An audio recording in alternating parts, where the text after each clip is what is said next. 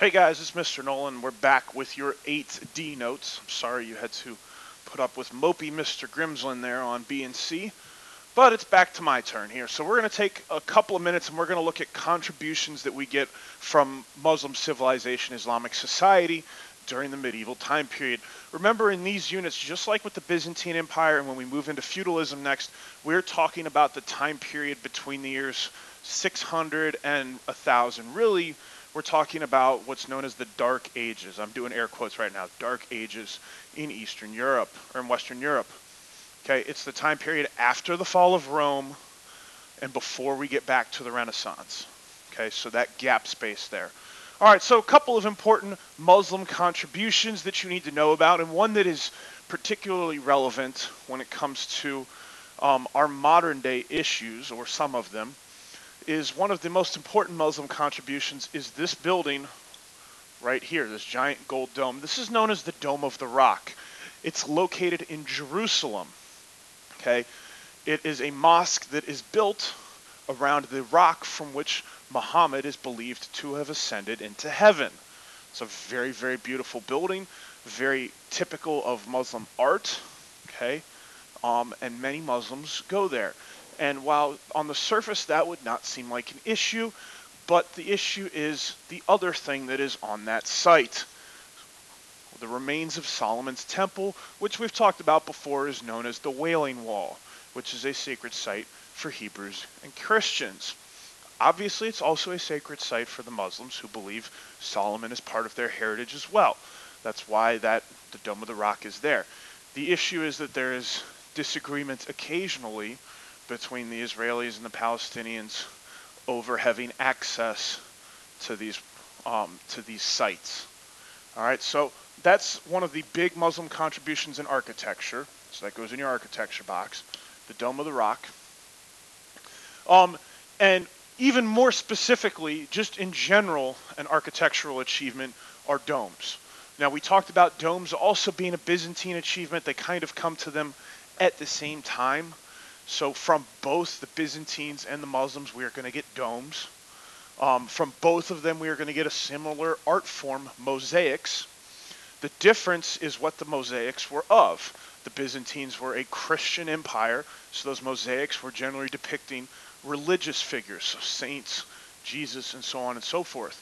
Muslims, on the other hand, their mosaics, as you can see here, are going to be more geometric in design. And part of that is that Muslims believe that art should not contain the human form or the form of any living animal.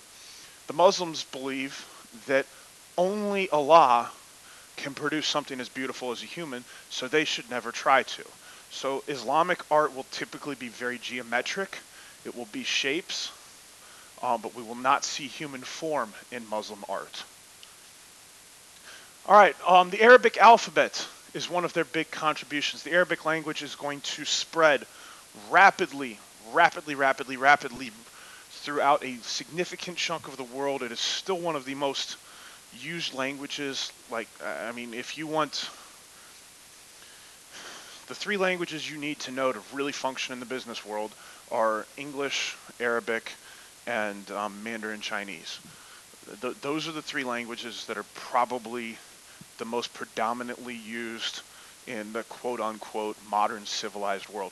So the Arabic alphabet is going to originate during the time of Muhammad in the early Muslim empire, and it's going to spread throughout the Muslim empire and become the predominant language in the Middle East, in Eastern Asia, or Western Asia, I'm sorry, the Middle East, Western Asia, and North Africa.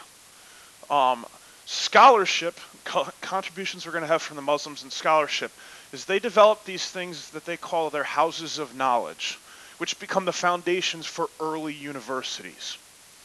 And the work that is done in these houses of knowledge is they translate Greco-Roman work into Arabic. So they take the works of Ptolemy, the teachings of Socrates, of Plato, of Aristotle. They take these guys' works and they translate them from Greek, from Italian, and they preserve them in Arabic because they want their students to study them, so they translate them into their language. That makes sense, just like we want you To study things, we translate it from Arabic into English. Okay, so they translate these things into Arabic. And I've said before, guys, that one of the main themes to all of the stuff that we study in the third quarter is the idea of the preservation of Greco-Roman knowledge. Okay, with the fall of the Roman Empire in the West is going to enter the Dark Ages. That's our next unit, feudal Europe. Okay, the West is going to enter the Dark Ages. So this knowledge, this Greco-Roman knowledge, is lost in Western Europe for 1,000 years, and it's rediscovered in the Renaissance. So we're going to talk about the places that it's preserved. The Byzantines were one of the first places where it's going to be preserved in Byzantine libraries. The Muslims are going to take it and preserve it as well. They translate it into Arabic. It gets stored in their houses of knowledge. That's how a lot of it will eventually be rediscovered in the Renaissance. Okay, moving on. Math. Okay, math. They're going to adopt what are known as Arabic numerals from India, and they bring the concept of zero west. Remember, we talked about the Gupta Indians. The Gupta Indians during the late Roman Empire had figured out the concept of the number zero. Okay, they hadn't really spread it a whole lot, but they had figured it out. Muslims will actually bring that concept west into Europe, and they come up with what we know as Arabic numerals, which, as you can see in that chart here, are the numbers that we write with today for the most part. They are modern descendants of Arabic numerals that are developed during the height of the Abbasid Caliphate. All right? And the other big math concept is the development of something known as algebra, which, said in the English version, is the terror that most of you know as Mr. Nolan can't spell, is the terror that most of you know as algebra. Wow. Board not working very well right now. All right. So most of what we know from algebra comes from the Muslims during their height under the Abbasid Caliphate. Okay, so algebra is developed. A lot of the ideas, the equations, the proofs, the things that you guys are doing in your math classes, or some of you who took it did last year, then that is stuff that was developed by the Muslims. Okay, we have an expansion of geographic knowledge. They come up with better maps. We've talked about the spread of Islam is partially spread by trade. Merchants carrying things over long distances will spread Islam along with them. To travel long distances, you have to have accurate maps. You have to learn how to navigate by stars. They have become very good at this as a people. Better maps, good ways of calculating distances, and then they learn how to use the stars to tell them what direction things are. Because, again, one of the 5 pillars of Muslim faith is that you have to pray 5 times a day facing Mecca. So from any place in the world, a Muslim who's traveling would need to know which direction Mecca is. So they become very, very good with geography.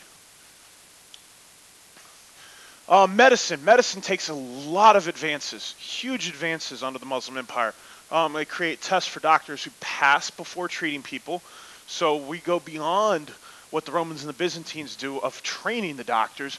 Now we create tests that they have to pass at the end before we let them actually treat people. I know this seems like common sense to you guys, but it's a big thing at the time. They develop encyclopedias on drugs, write descriptions of diseases. Gosh, you would think when I borrow slides from the internet they could spell right. All right. Start their first pharmacy school. So like Rite Aid, right? Or Walgreens, the part in the back where they learn how to make different medicines. So we start to have our first foundations of way to treat diseases. They find out how to diagnose and treat the deadly disease known as smallpox. So the Muslims come up with a cure for it. Unfortunately, that cure did not get sent with the Europeans when they came to America the first time, and smallpox devastates the Native American population 1,000 years later. So those are some achievements that we have in medicine under the Muslims. And then here in a little more detail, if you want it, are QR codes that again would cover all of those. Let me move this off of there so you can get to that code. So you can pause this video here and scan any of those QR codes that you want. If not, That is entirely up to you. And that is all for me for this unit. I will see you guys in Unit 9.